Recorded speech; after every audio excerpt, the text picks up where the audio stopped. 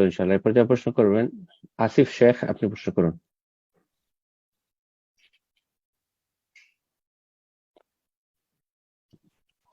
আসসালামু আলাইকুম শেখ। ওয়ালাইকুম আসসালাম ওয়া রাহমাতুল্লাহি ওয়া বারাকাতুহু। বলেন পশ্চিমবঙ্গ নদিয়া জেলা থেকে বলছি। বলেন।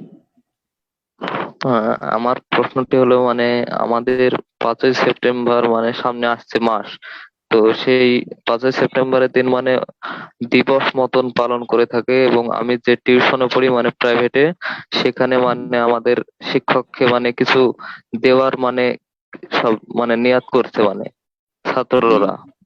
তো সেটা কি বৈধ হবে এবং সেটা কি শরীয়তসম্মত সঠিক হবে, একটু জানিয়ে উপকৃত কি করবেন। করতে হয় এখানে? কি করতে হয় আপনাদের?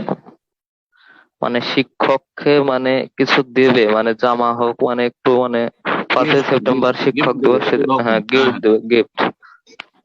হ্যাঁ, দেখেন, দিবস পালনটা ধর্মীয় বিষয় নাকি পার্থিব বিষয়? একদল উলামা এটা নিয়ে দ্বিমত করেছেন।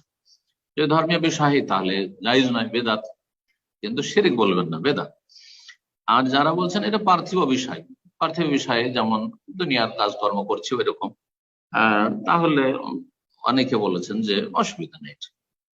তো সেদিকে যাচ্ছি না, এখন যেটা যাচ্ছি, যেটা ধর্মীয় বিষয় যদি হয় তা আপনি শখ করে স্বেচ্ছায় আগ্রহের সাথে সেগুলি করতে যাচ্ছেন না, কিন্তু একটা প্রতিষ্ঠানের সাথে জড়িত, আর আপনার দেশের আইন কানুন অথবা সেখানকার প্রতিষ্ঠান আইন কানুন বলছে যে আপনাকে এই দিবসগুলিতে উপস্থিত থাকতে হবে, তাহলে উপস্থিত থাকবেন। অনিষ্ট থেকে বাঁচাতে, অনিষ্ট থেকে আপনার অনিষ্ট, আপনার জাতির অনিষ্ট, আপনার পরিবারের অনিষ্ট থেকে বাঁচার জন্য আপনি অবশ্যই সেগুলোতে থাকবেন।